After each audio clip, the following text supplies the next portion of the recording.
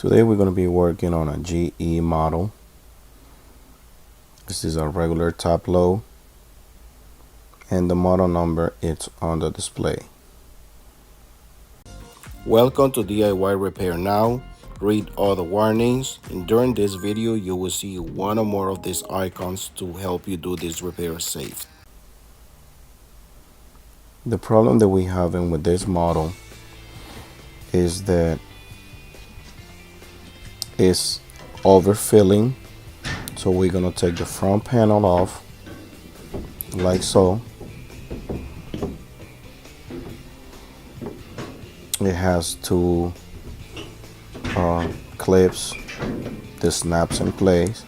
Just put a putty knife on each side and it will come right off. The first thing we're gonna take a look, it's our pressure tube. This is a piece of hose that comes from the pressure switch to the tub, and this is the one that takes the pressure off to the pressure switch. And as you see, it's all full of soap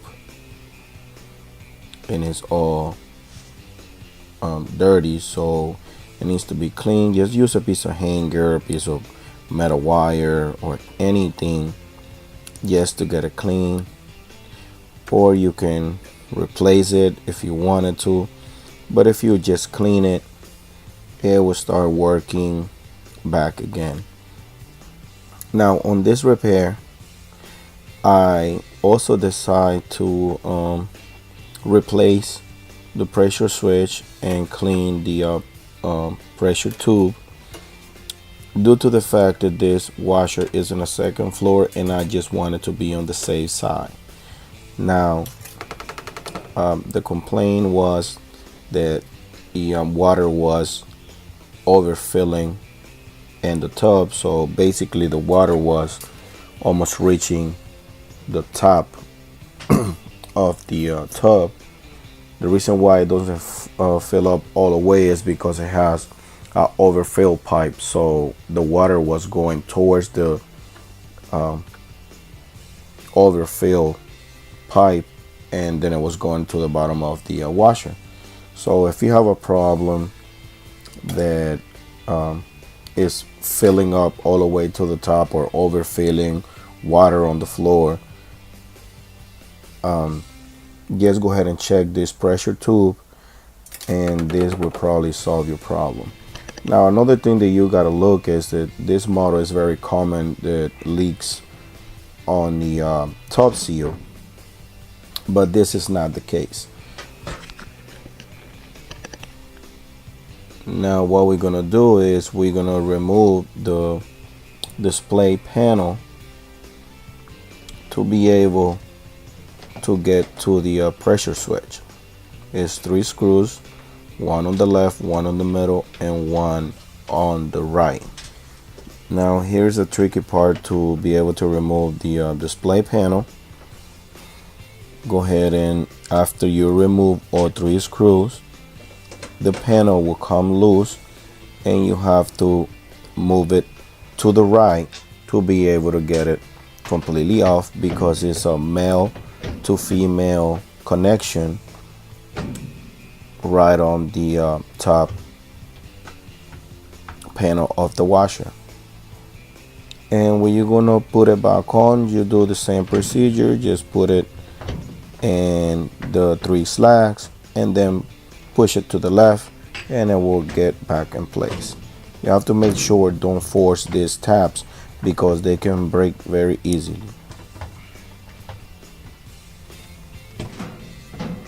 Now we're gonna remove the pressure tube.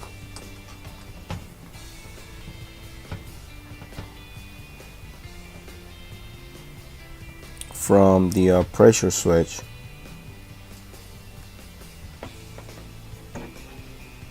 And then what I do in this case is make sure the tube is clean. It's never gonna look like new because it's still gonna be soap there, but whatever was clogging it is not there anymore. So I put pressure, air pressure on the tube to be able to clear it out, and just make sure there's nothing clogged on the tube anymore.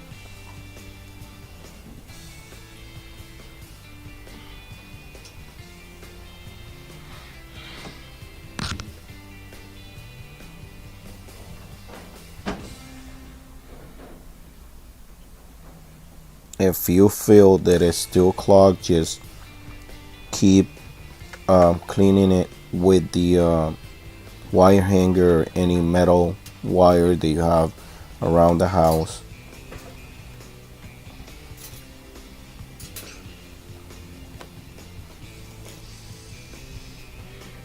And just keep doing the same thing. Just put air pressure on the tube to make sure it's clean.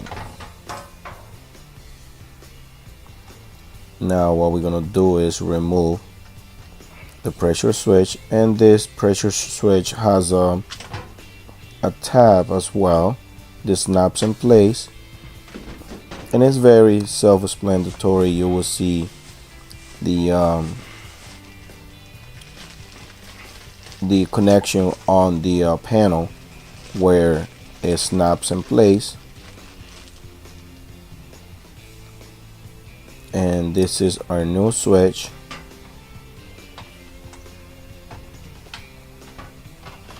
That is the part number.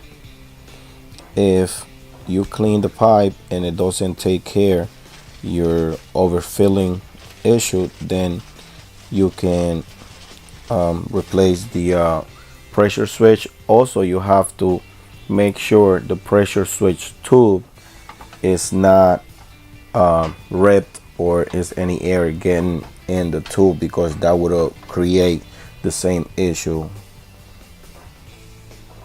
We're gonna go ahead and snap the pressure switch in place. As you see there, has a little tab that snaps in place and secures the pressure switch. Connect the harness and connect our pressure tube.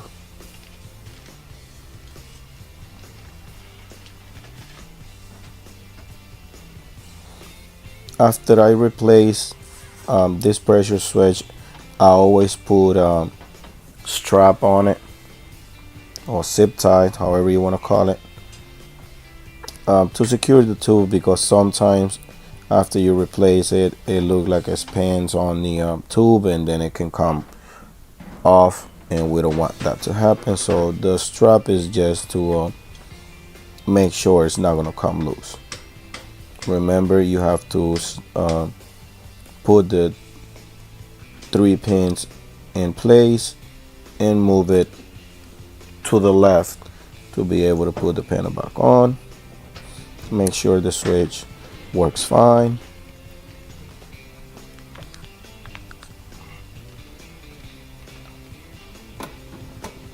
Now we're gonna go ahead and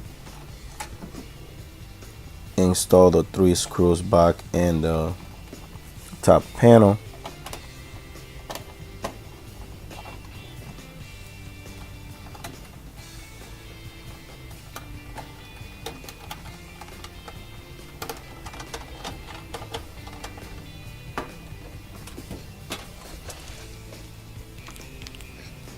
And we also gonna put another strap on the pressure tube in the tub.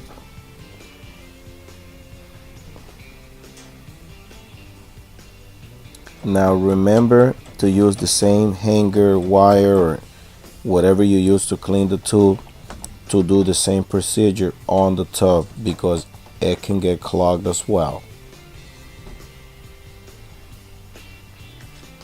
Just make sure you clear it out to prevent this from happening again.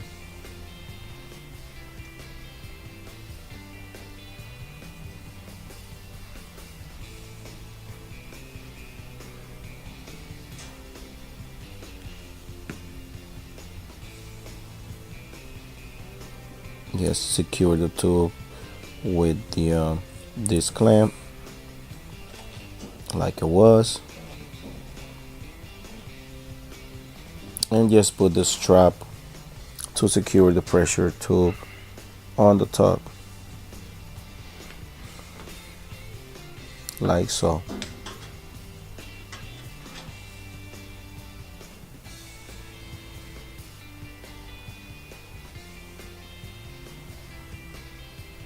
Just cut the extra strap and move it out of the way.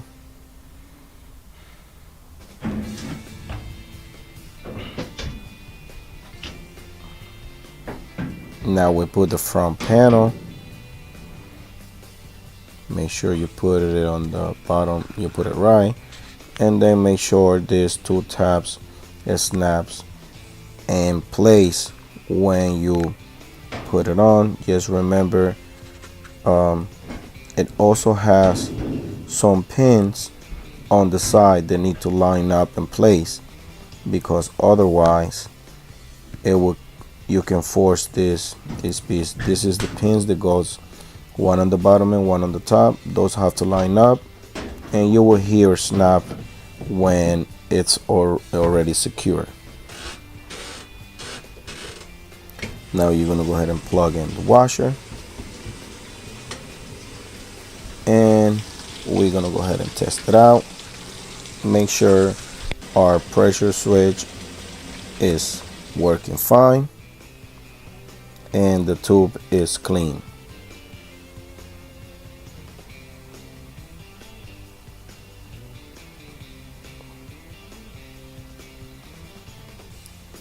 Now I got it on medium, I believe, and it's gonna fill in like halfway of the tub, and it's gonna stop. When you close the lid, it starts washing, so that means our repair has been a success.